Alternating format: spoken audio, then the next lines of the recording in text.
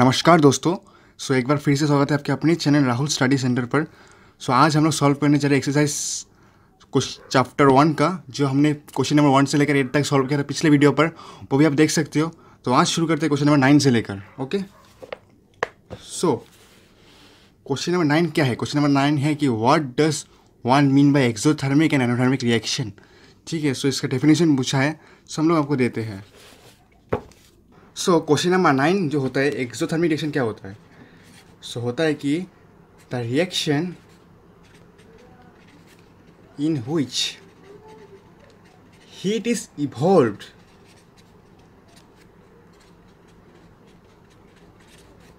Are called exothermic reaction.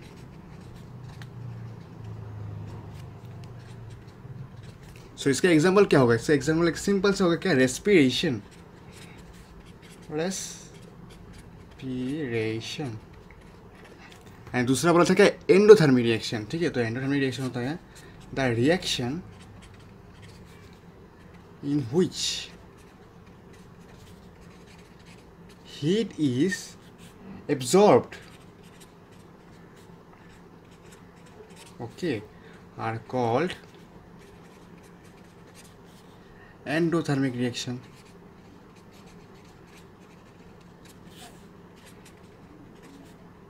इसका example क्या होगा? इसका एग्जाम्पल होगा, सिंपल से होगा, मेल्टिंग ऑफ आइस क्यूब।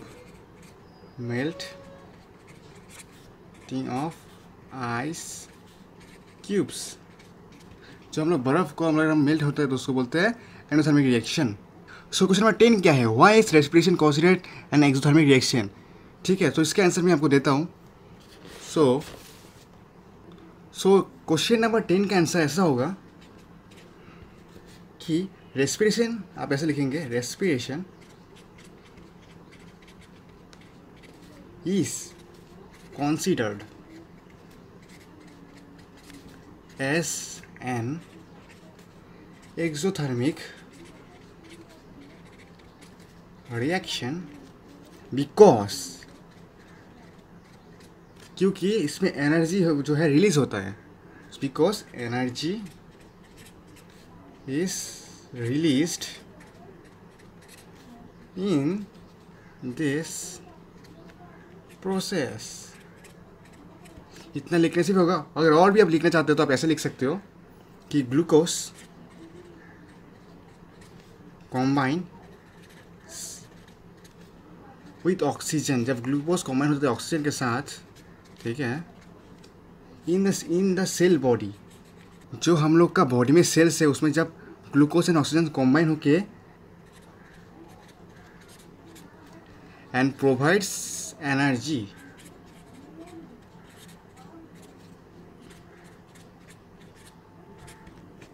होता क्या है, जब ग्लूकोज एंड ऑक्सीजन हम लोग के सेल्स में, बॉडी के अंदर जो सेल होता है उसमें कॉम्बाइन होता है, सब उसमें एनर्जी प्रोड्यूस होता है। इसलिए रेस्पिरेशन को कंसीडर करते हैं an exothermic reaction. Question number 10 भी खत्म हो चुका है। हम लोग पढ़ेंगे क्वेश्चन नंबर 11 क्या होता है answer. Why are decomposition reaction are called the opposite of combination reaction. क्यों डीकम्पोजिशन को ऑपोजिट ऑफ कॉम्बिनेशन रिएक्शन बोला जाता है? Right equation of this reaction, इसका इक्वेशन भी देने के लिए बोला है। Let's start it.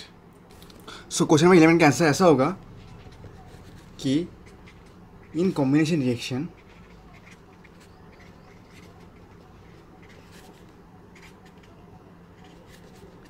To substance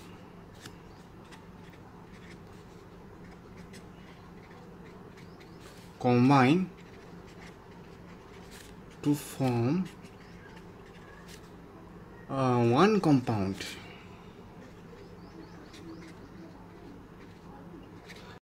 combination reaction में होता क्या है कि जो दो रिएक्टेंट को मिलाकर एक प्रोडक्ट निकलता है, इसको बोलते हैं combination reaction. On the other hand,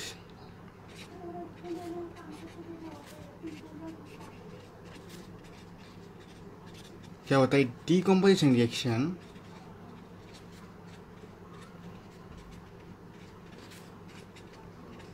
क्या होता है कि एक single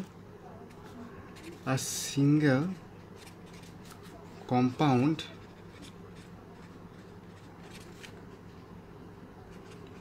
break down into two और more product.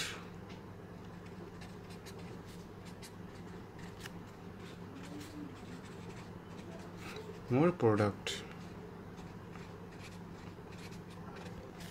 so they are called opposite to each other. So they are opposite to each other. So guys, क्या होता है कि जब कॉम्बिनेशन रिएक्शन क्या होता है, अगर A प्लस बी होता है जब होता है, तो उसमें क्या होता है ए बी हो जाता है कि है combination reaction. And D combination में क्या होता है कि दो जब कंपाउंड रहता है उसको हम लोग अलग हो जाता है। ठीक है, ये तो सब बेसिक। सो आप देख सकते ऑपोजिट है दोनों का। सो इसका रिएक्शन हम लोग कैसे लिख सकते हैं, जो कॉम्बिनेशन का रिएक्शन क्या ऐसा होगा, इसका हम लोग ऐसा लिख सकते हैं कि कैल्शियम ऑक्साइड जो सॉलिड स्टेट पर है उसका हम वाटर के साथ रिएक्ट कराएंगे जो लिक्विड स्टेट पर है, तो हम लोग क्या बन जाएगा, कैल्शियम हाइड्रोक्साइड। ओके, जो एक्वास सॉल्यूशन है। यानी ये जो 2 होगा ये बाहर होगा। ठीक है, मैंने अंदर दे दिया लेकिन ये बाहर में होगा। ओके, एंड जो डीकम्पोजिशन में क्या होता है कि अगर आप कैल्शियम कार्बोनेट को हीट दे देंगे, ठीक है, अगर कैल्शियम कार्बोनेट हीट दे देंगे सो क्या हो जाएगा, कैल्शियम ऑक्साइड बन जाएगा जो सॉलिड स्टेट पर है, एंड कार्बन डाइऑक्साइड निकल जाएगा जो गैस स्टेट पर है। ठीक है, ये था दोनों का examples and equations. So question number A is also done.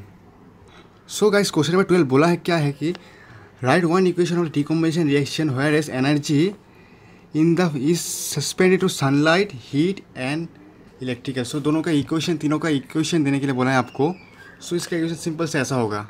So guys, question number 12 जो है ना, वो डिकम्पोजिशन रिएक्शन का जो 3 टाइप्स का जो है, जो thermal decomposition reaction, photochemical decomposition reaction, electrolysis का ऊपर आया है। उसका एग्जाम्पल पूछा है, बेसिकली उसका जो इक्वेशन है वो पूछा है। सो इसका ऊपर मैंने डिटेली वीडियो बना है रखा है, वो आप देख सकते हो। सो हीट में क्या होगा, जो मैंने आपको पहले वाला एग्जाम्पल दिया था, कैल्शियम कार्बोनेट, ओके, को अगर हम हीट देंगे तभी क्या बन जाएगा, calcium oxide plus carbon dioxide. मैं इसका स्ट्रेट नहीं लिख रहा हूँ, सिंपल से जल्दी जल्दी करने के लिए। ओके, ये दूसरा क्या बोला, लाइट। ओके, लाइट बोला है। लाइट से क्या होता है, लाइट मतलब सनलाइट से होगा। सो सनलाइट क्या होता है, AgBr। ठीक है, सिल्वर ब्रोमाइड को अगर हम लोग सनलाइट देंगे तो क्या बन जाएगा, Ag प्लस Br2।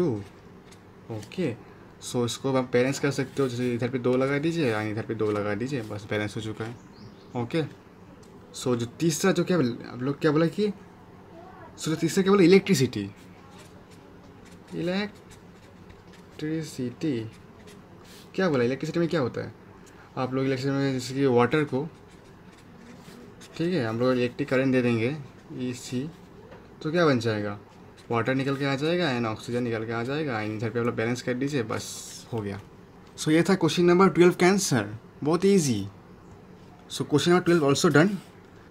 सो अभी हम लोग क्वेश्चन नंबर 13 करेंगे, what is the difference between displacement and double displacement reaction, right equation of this reaction. Okay, so guys, question number 13 का आंसर मैंने पहले ही दिया था एक वीडियो पर, तो इसलिए मैं उसको रिपीट कर रहा हूँ। डिस्प्लेसमेंट रिएक्शन क्या होता है, the reaction in which more reactive element displace less reactive element from A compound. जैसे कि इधर पे आयरन कॉपर को डिस्प्लेस करके फेरस सल्फेट बन चुका है एंड कॉपर को अलग कर दिया है। जब भी आप देख सकते हो कॉपर ज़्यादा रिएक्टिव है सिल्वर से, तो इसने भी इसको डिस्प्लेस कर दिया, इसको बोलते हैं डिस्प्लेसमेंट रिएक्शन। 2 रिएक्शन मैंने दिया था। And guys, double displacement reaction क्या होता है, reaction in which 2 compound exchange their ions to from 2 new compound are called double displacement reaction. जैसे कि मैंने पहले था AB प्लस CD होने से क्या हो जाएगा, AC प्लस BT, दोनों इंटरचेंज हो जाएगा। ओके, सो ऐसे ही एक रिएक्शन मैंने दिया है, sodium sulphate plus barium chloride. क्या होता है, बेरियम सल्फेट सोडियम क्लोराइड, जो हम लोग कॉमन सॉल्ट होता है। ऑल राइट, तो क्वेश्चन नंबर 13 भी हम लोग के साथ खत्म हो चुका है। अभी हम लोग पढ़ेंगे क्वेश्चन नंबर 14 क्या होता है। सो गाइस, हम लोग क्वेश्चन नंबर 14 करते हैं। तो 14 क्या दिया है कि in the refining of silver the recovery of silver from silver nitrate solution involve displacement by copper metal, write down the reaction. तो रिएक्शन बोलने के लिए बोला है। सो सिंपल से इसका रिएक्शन क्या होगा, कॉपर जो सॉलिड स्टेट पर है, ओके, वो सिल्वर नाइट्रेट मतलब AgNO3, ठीक है, जो एक्वस सॉल्यूशन स्टेट पर है। सो इसका रिएक्शन कैसे क्या होगा, सिंपल सा कॉपर इसको डिस्प्लेस कर देगा, ठीक है, तो डिस्प्लेसमेंट रिएक्शन बोलते हैं हम लोग उसको। सो क्या बन जाएगा, कॉपर नाइट्रेट एंड सिल्वर जो है अलग हो जाएगा। सो इसको आप बैलेंस कर सकते हो, इधर पे 2 NO3 है, इधर पे 1 NO3, तो 2 लगा दीजिए, इधर पे 2 लगा दीजिए, बस बैलेंस्ड। इतना ही था इस क्वेश्चन पर। सो 14 ऑल्सो डन। नाउ 15 क्या बोला, what do you mean by precipitation reaction, give by a example. Okay, so इसका आंसर भी हम लोग कर लेते हैं। सो क्वेश्चन नंबर 15 का आंसर ऐसा होगा कि in the double displacement reaction, okay, double displacement reaction, in the double displacement reaction, if one of the product formed is a solid, then it is called precipitation reaction.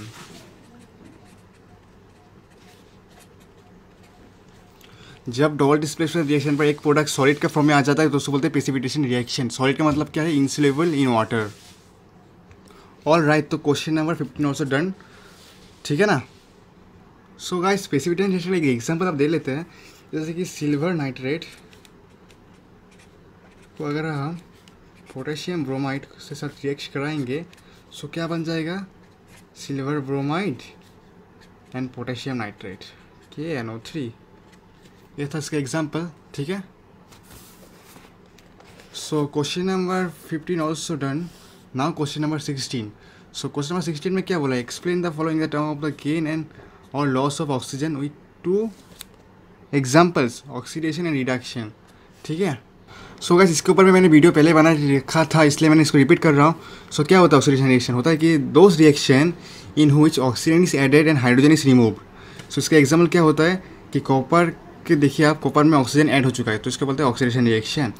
And reduction reaction क्या होता है, तो those reaction in which hydrogen is added and oxygen is removed. Okay, इसका भी एक example मैंने दे दिया था, सोडियम प्लस हाइड्रोजन के ऐड करने से सोडियम हाइड्राइड होता है।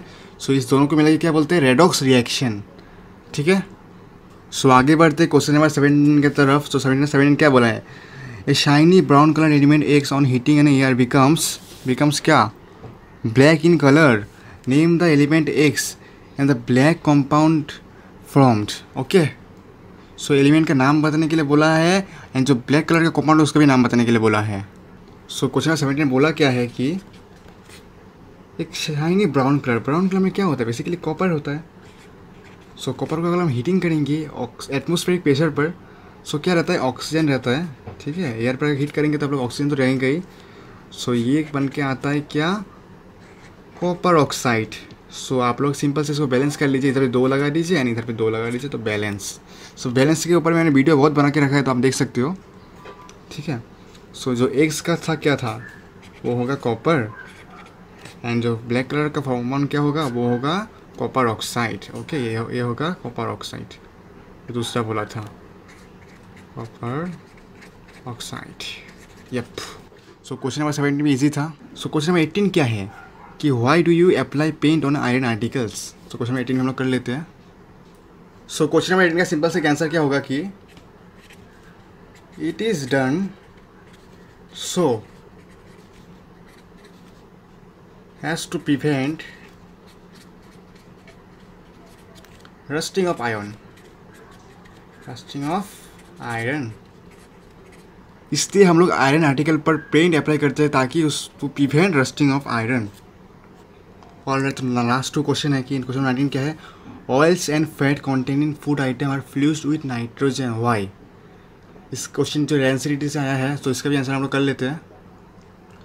सो क्वेश्चन नंबर 19 का आंसर ऐसा होगा, आप लिख सकते हो कि it prevent oxidation of oils and fats